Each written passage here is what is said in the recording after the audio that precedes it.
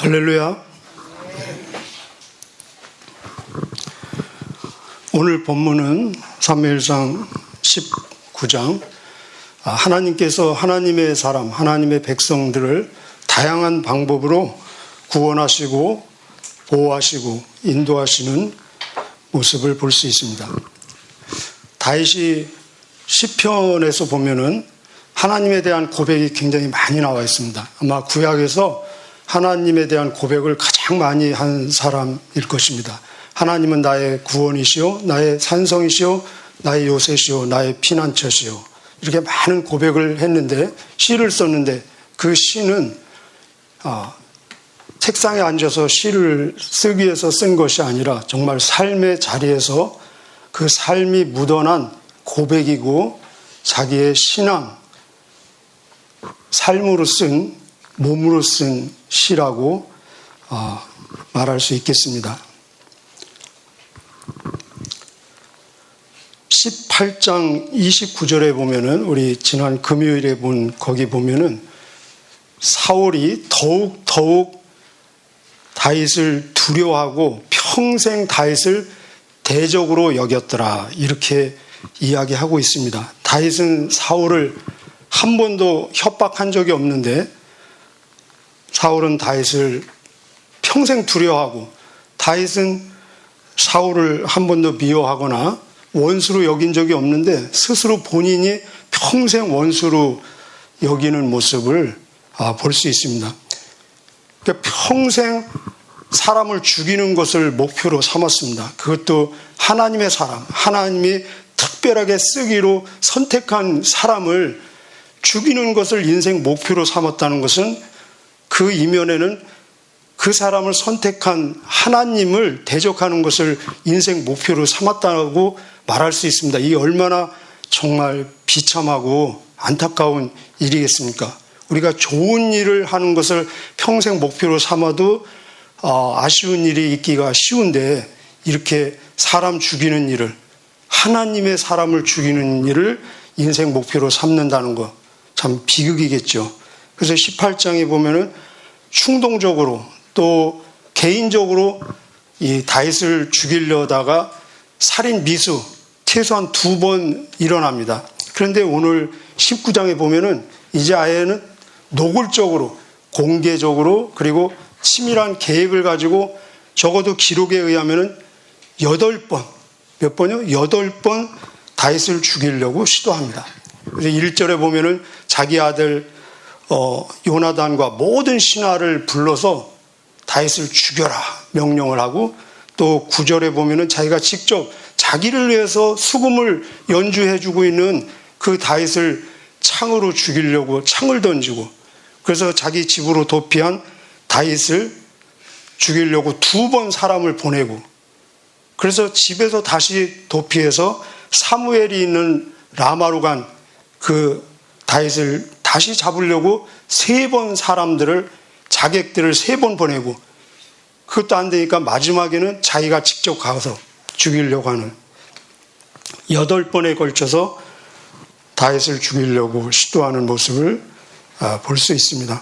그러나 이런 모든 환난과 역경과 고난 가운데서도 하나님께서는 하나님 자신의 자녀, 백성을 끝까지 구원하시고 책임지시고 보호하시고 사용하시는 모습을 볼 수 있습니다.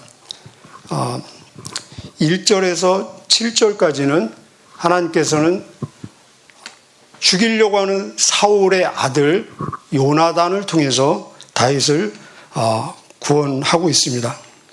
우리 지난 시간에 그 언약에 대해서 보았는데, 사실 다윗에 대해서 시기 질투하고 경쟁의식을 가질 사람이 있다면 인간적으로 보면 누구겠습니까? 요나단 아니겠습니까? 자기는 황태자고 곧 왕이 될 사람인데, 그러나 다윗과 언약을 맺고 다윗을 자기 생명처럼 사랑했다. 우리가 여기서 한 가지 배울 수 있는 것은 혈연의 정이 얼마나 강합니까? 그러나 혈연의 정보다 더 강한 것은 하나님의 진리요 또 믿음의 언약이라는 것입니다. 이 요나단은 다윗에게 자기 아버지에 대해서 말할 때는 왕이라 하지 않냐고 내 아버지가 너를 죽이려고 한다 해서 자기의 책임성도 같이 얘기하고 있습니다. 그러면서 또 자기 아버지 사울에게 얘기할 때는 아버지 다윗을 죽이지 마십시오라고 이렇게 얘기한 것이 아니라 왕이시여 당신의 신하를 죽이지 마십시오. 이렇게 공인으로서 얘기함으로써 이것은 간절한 요나단의 진정이 묻어있고 그리고 간곡한 간청이면서 동시에 하나의 경고입니다. 이 경고를 받은 사울은 진심인지 가짜인지는 모르지만 하나님의 이름을 걸고 맹세까지 하면서 다윗은 죽지 않을 것이다. 그러나 이 마음도 곧 변하는 것을 볼 수 있습니다. 1절에서 7절까지 요나단을 통해서 하나님께서는 다윗을 구원하시는 모습을 볼 수 있습니다. 우리 1절에서 7절까지만 함께 읽어볼까요? 시작. 사울이 그의 아들 요나단과 그의 모든 신하에게 다윗을 죽이라 말하였더니 사울의 아들 요나단이 다윗을 심히 좋아하므로 그가 다윗에게 말하여 이르되 내 아버지 사울이 너를 죽이기를 꾀하시느니라. 그러므로 이제 청하노니 아침에 조심하여 은밀한 곳에 숨어 있으라. 내가 나가서 내가 있는 들에서 내 아버지 곁에 서서 내 일을 내 아버지와 말하다가 무엇을 보면 내게 알려주리라 하고 요나단이 그의 아버지 사울에게 다윗을 칭찬하여 이르되 원하건대 왕은 신하 다윗에게 범죄하지 마옵소서. 그는 왕께 득지하지 아니하였고 그가 왕께 행한 일은 심히 선함이니이다. 그가 자기 생명을 아끼지 아니하고 블레셋 사람을 죽였고 여호와께서는 온 이스라엘을 위하여 큰 구원을 이루셨으므로 왕이 이를 보고 기뻐하셨거늘 어찌 까닭없이 다윗을 죽여 무죄한 피를 흘려 범죄하려 하시나이까. 사울이 요나단의 말을 듣고 맹세하되 여호와께서 살아계심을 두고 맹세하거니와 그가 죽임을 당하지 아니하리라. 요나단이 다윗을 불러 그 모든 일을 그에게 알리고 요나단이 그를 사울에게로 인도하니 그가 사울 앞에 전과 같이 있었더라. 전과 같이 있었더라. 다시 천부장으로 그리고 수금 타는 음악 치료사로 복귀가 됐습니다. 그러나 이것도 잠깐이요. 그 뒤에 보면은 이제 블레셋과 전쟁이 있어서 다윗이 또 나가서 큰 승리를 또 일궈냅니다. 상을 줘야죠. 그죠? 상을 줘야 되는데 다시 시기심이 발동해서 자기를 위해서 수금을 타는 다윗을 향해서 단창을 던져서 벽에 완전히 꽂혀버리려고. 사울도 이 창 던지는데 명수일 거 아닙니까? 그런데 다윗은 수금을 타면서도 그것을 피합니다. 여러 번.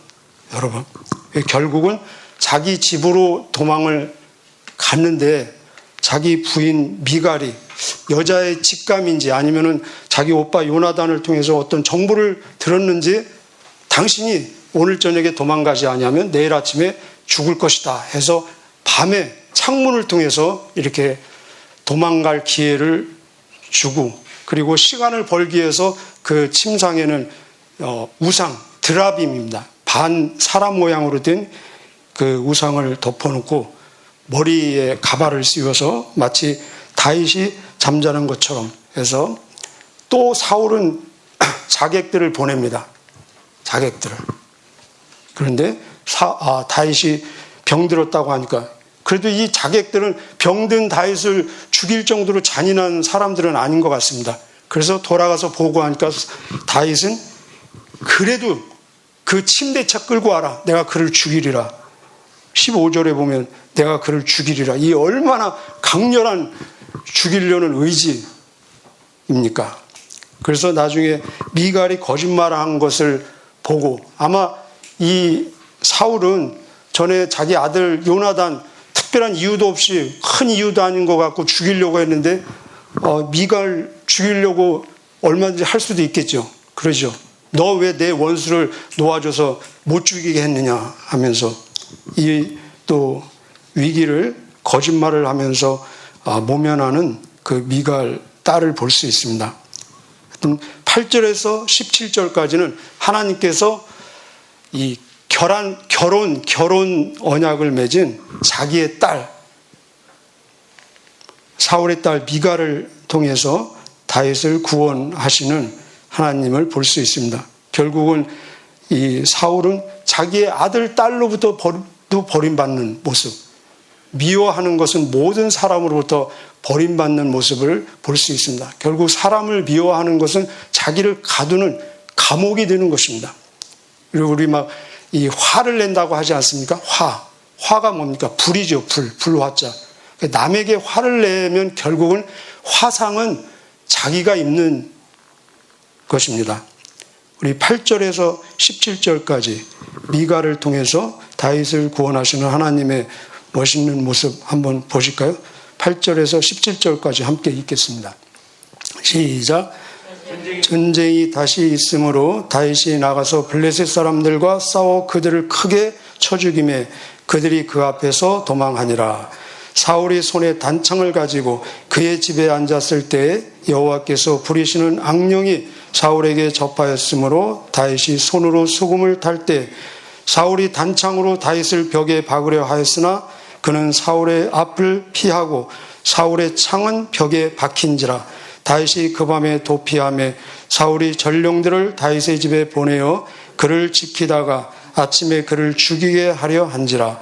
다윗의 아내 미갈이 다윗에게 말하여 이르되 당신이 이 밤에 당신의 생명을 구하지 아니하면 내일에는 죽임을 당하리라 하고 미갈이 다윗을 창에서 달아 내리매 그가 피하여 도망한지라.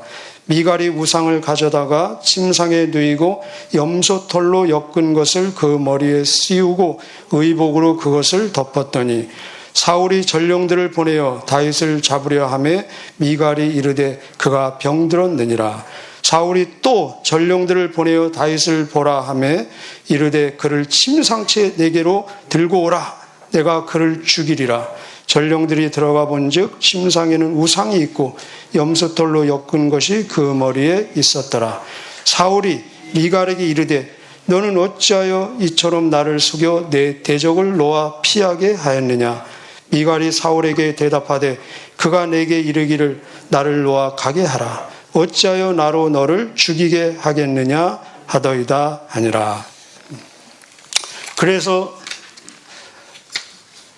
다윗은 결국 사무엘이 있는 라마 나요시라는 곳으로 또 도피를 하게 됩니다.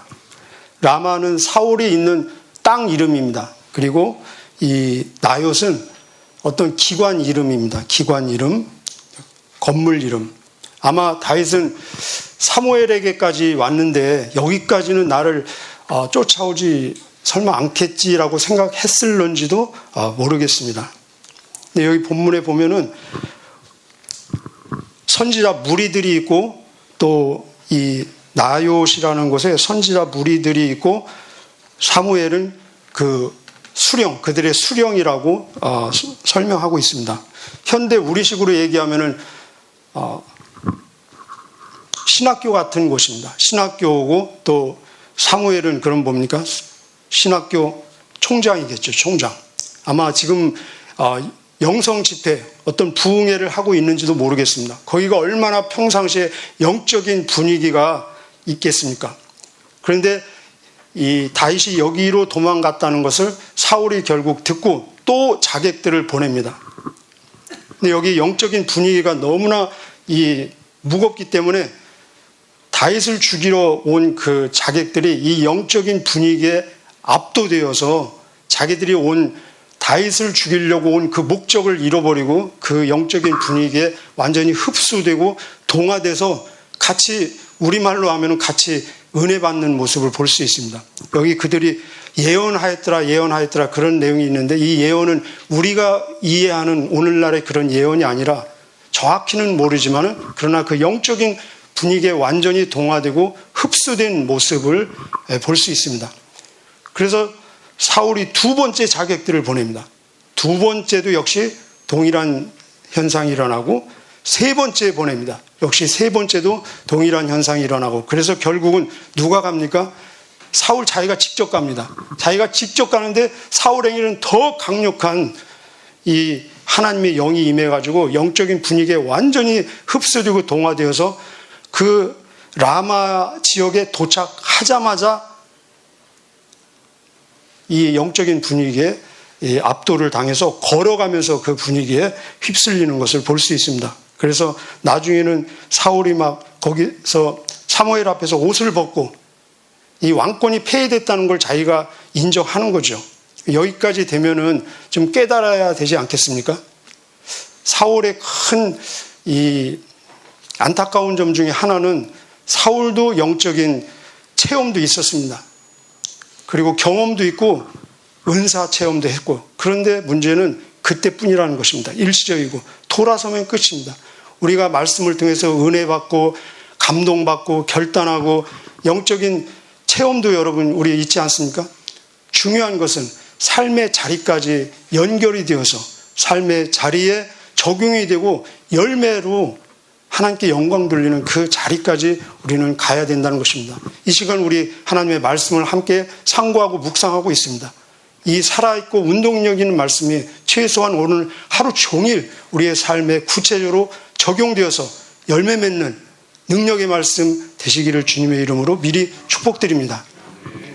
자, 18절부터 24절까지 함께 보시겠습니다. 18절부터 24절까지 시작. 다윗이 도피하여 라마로 가서 사무엘에게로 나아가서 사울이 자기에게 행한 일을 다 전하였고 다윗과 사무엘이 나요스로 가서 살았더라.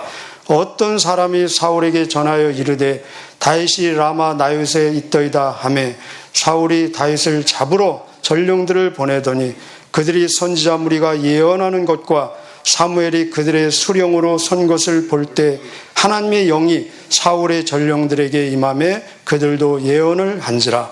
어떤 사람이 그것을 사울에게 알림해 사울이 다른 전령들을 보냈더니 그들도 예언을 했으므로 사울이 세 번째 다시 전령들을 보냈더니 그들도 예언을 한지라. 이에 사울도 라마로 가서 세구에 있는 큰 우물에 도착하여 물어 이르되 사무엘과 다윗이 어디 있느냐? 어떤 사람이 이르되 라마 나요스에 있나이다. 사울이 라마 나요스로 가니라. 하나님의 영이 그에게도 임하시니 그가 라마 나요스에 이르기까지 걸어가며 예언을 하였으며 그가 또 그의 옷을 벗고 사무엘 앞에서 예언을 하며 하루 밤낮을 벗은 몸으로 누웠더라. 그러므로 속담에 이르기를 사울도 선지자 중에 있느냐 아니라. 아멘. 오늘도 살아계신 우리 하나님께서는 우리의 삶의 자리에서 일어나는 모든 사건 가운데 주권적인 때로는 통제도 하시고 개입하시고 역사하실 것입니다. 우리에게 정말로 중요한 것은 하나님의 일을 하는 사람을 방해하는 자리에 서는 것이 아니라 오히려 하나님 일을 하면서 고난받는 것이 훨씬 더 축복입니다. 여러분 하나 묻고 싶습니다. 하나님 일, 좋은 일을 하면서 거기다 대고 고난까지 받으면 억울한 일이겠습니까? 아니면 특권이겠습니까? 특권입니다. 곱빼기 축복입니다. 그러나 이런 축복을 받을는지 염려하실 필요는 없습니다. 왜냐하면 이런 축복은 너무나 강한 특별한 축복이기 때문에 감당할 수 있는 사람에게만 하나님께서 허락하신다는 것입니다. 우리 예수님께서 그런 말씀을 하셨습니다. 마태복음 산상수훈 우리 잘 알고 있지 않습니까? 예수님이 친히 말씀하시기를 나로 인해서 나 때문에 사람들이 너희를 욕하고 핍박하고 박해하고 거짓으로 모든 악한 말을 할 때에는 기뻐하고 즐거워하라. 하늘에 너희 상이 크미니라. 너희 전에 있던 선지자들도 이같이 핍박하였느니라. 예수님이 그렇게 말씀하셨습니다. 베드로전서 2장 19절에 보면은 부당하게 고난을 받아도 하나님을 생각함으로 슬픔을 참으면 이것은 아름다운 것이니 그러나 죄가 있어 매를 맞고 참으면 무슨 칭찬이 있으리요.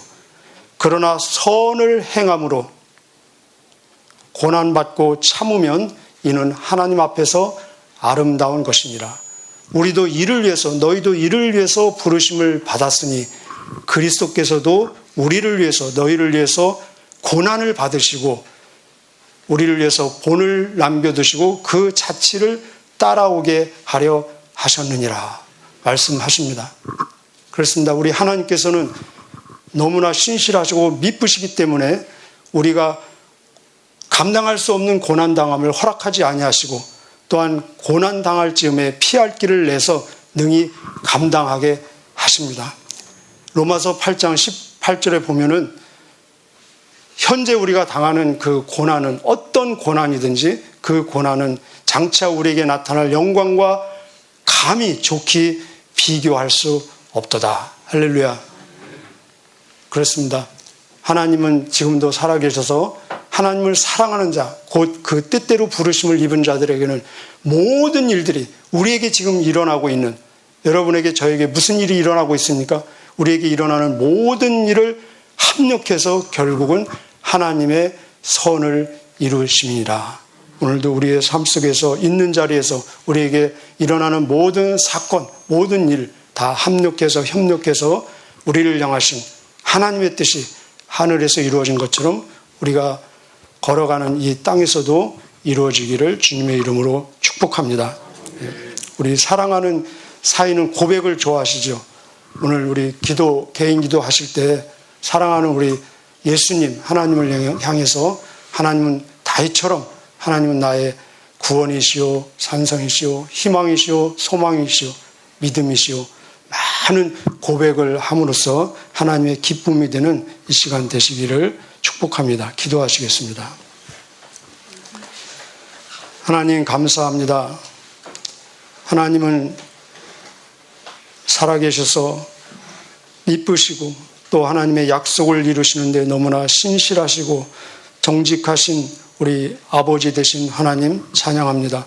하나님은 우리의 구원이시오, 하나님은 우리의 피난처시오, 하나님은 우리의 요새시오, 하나님은 우리의 반석이시오, 하나님은 우리의 소망이시오, 하나님은 우리의 살 이유와 목적과 하나님 또 가치임을 고백합니다. 오늘도 하나님과 온전히 동행함으로 우리를 향하신 하나님의 뜻을 이루어드리는 기쁨과 하나님의 영광이 될 수 있도록 역사하여 주옵소서. 하나님 앞에서의 삶이 되게 하여 주시고 우리의 호흡과 우리의 인격을 통해서 예수 그리스도의 구주 되심, 왕 되심, 하나님 되심이 증거되어지는 하늘의 도구, 복의 통로, 생명의 근원으로 쓰임받는 오늘 하루의 삶이 되게 하여 주옵소서. 하나님 또 여기에 바쳐진 귀한 예물 하나님 기뻐 받아주시고 이 안에 담겨진 기도의 제목들이 하나님이 기뻐하신 뜻 가운데 온전히 하나님 연락되어지고 성취되어지고 응답받는 기도 제목들이 될 수 있도록 은혜를 더하여 주옵소서. 특별히 우리 사랑하는 자녀들 또 우리 가족을 축복합니다. 하나님의 기쁨이 되게 하여 주시고 하나님 어디에서 무엇을 하든지 하나님께 영광 돌리는 귀한 자녀들 되게 하여 주옵소서. 오늘 하루의 삶을 성령 인도하심에 전폭적으로 의뢰하고 기대하오며 예수님의 이름으로 기도하옵나이다. 아멘.